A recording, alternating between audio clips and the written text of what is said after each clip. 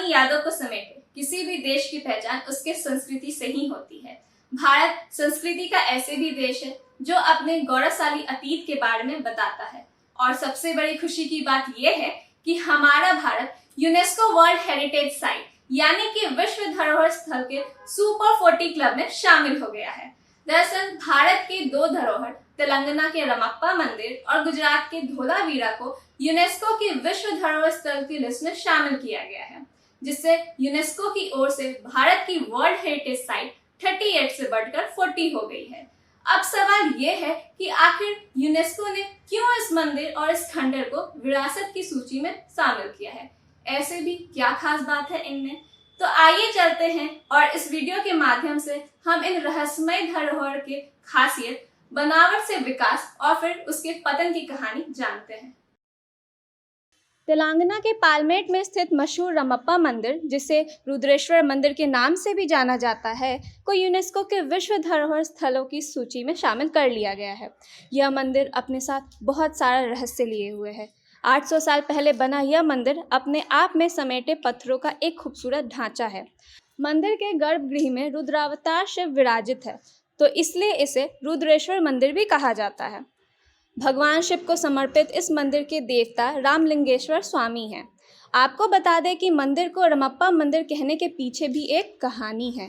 दरअसल इस मंदिर का निर्माण 1213 ईस्वी में काकतीय साम्राज्य के शासनकाल के दौरान कराया गया था।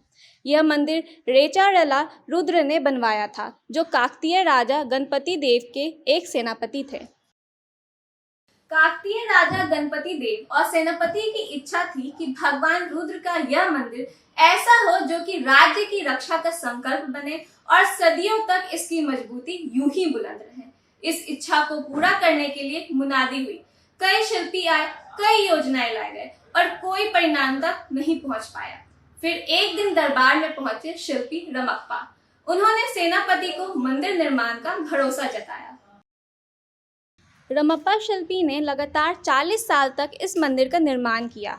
6 फीट ऊंचे तारे के आकार के चबूतरे पर भव्य रूप से खड़े इस मंदिर की दीवारों पर महाभारत और रामायण के दृश्य देखे जा सकते हैं। मंदिर के गर्भगृह के सामने के कक्ष में कई नक्काशीदार स्तंभ हैं, जिनकी लोकेशन इस तरह रखी गई है कि यह मिलकर प्रकाश और अंतरिक्ष को अद्भुत रूप से जोड़ने का इफेक्ट उत्पन्न करते हैं। मंदिर में भगवान शिव के वाहन नंदी की एक विशाल मूर्ति भी है, जिसकी ऊंचाई 9 फीट है। इस मंदिर में काकतीय कला की मास्टरपीस है, जो अपनी महीन नक्काशी के लिए फेमस है। पत्थरों की संरचना, उनकी कटान और घुमाव ऐसे हैं कि विशेषज्ञ भी सोच में पड़ गए हैं कि 800 साल पहले ऐसा चमत्कार आखिर किस तकनीक से हुआ। मंदिर तो राजा ही बनवाते हैं, लेकिन इसकी संरचना को अमर बनाने का काम एक शिल्पी का ही होता है। रमप्पा के काम को देखकर महाराजा गणपति देव इतने प्रसन्न हुए कि इस मंदिर का नाम रमप्पा के नाम पर रख दिया। और शायद ये भारत का एकमात्र मंदिर है जिसका नाम उस शिल्पकार के नाम पर रखा गया है जिसने इसे बनाया है।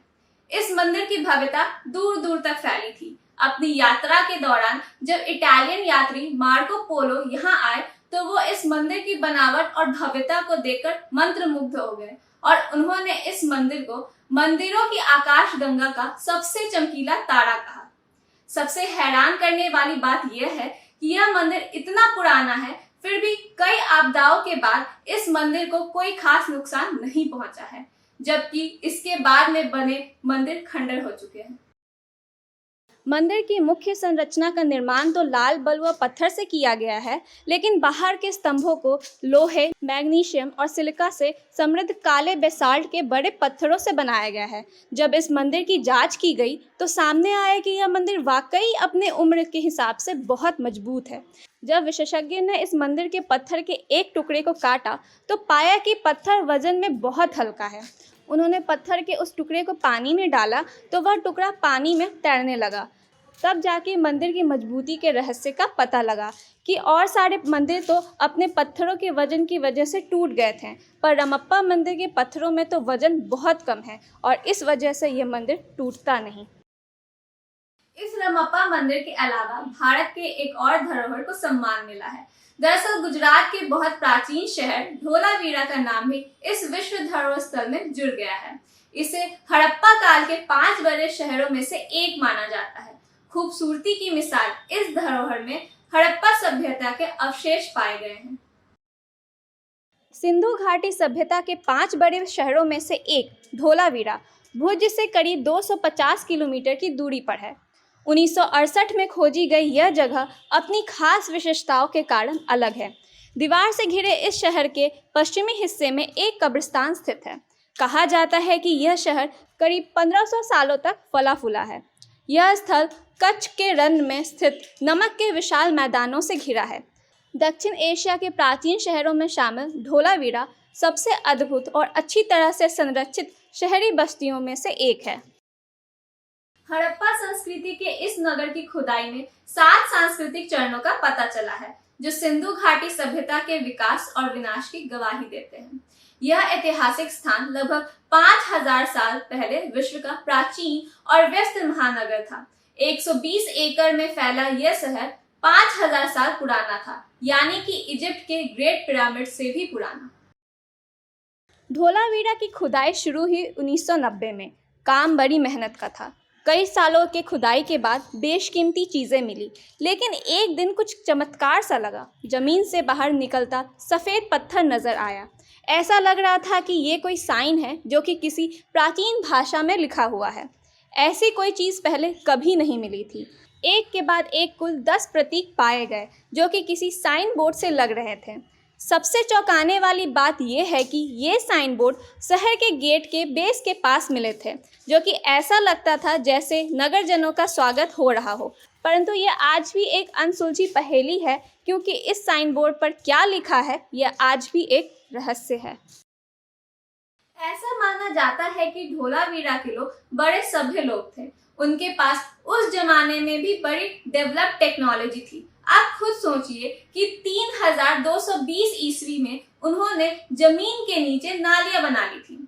उनके पास पकी हुई ईंटें थी और एक ऐसा शहर था जिसे पूरी तरह से प्लान करके बसाया गया था। यह शहर एक प्लेटफॉर्म पर बसा था, यानी कि उस जमाने के लोगों को ट्रिग्नोमेट्री की अच्छी समझ थी और वे एक ऐसा कैलकुलेशन जानते थे जो कि एक महानगर बसाने के लिए जरूरी है। धोलावीरा के लोगों ने उस जमाने में ट्रिग्नोमेट्री का यूज किया था, जब दुनिया उसके बारे में जानती भी नहीं थी। पर इस बात में कोई शक नहीं कि यहाँ के लोगों को सिविल इंजीनियरिंग, जियोलॉजी और हाइड्रोलॉजी की जानकारी थी। धोलावीरा उस जमाने का शहर था जहाँ पानी की बड़ी अच्छी व्यवस्था थी। यह शहर 2 नदियों के बीच बसा था। उत्तर में मनसर तो दक्षिण में मनहर नदी बहती थी। दोनों नदियों को शहर में बने टैंक से जोड़ा गया था, जिसमें पानी जमा होता था।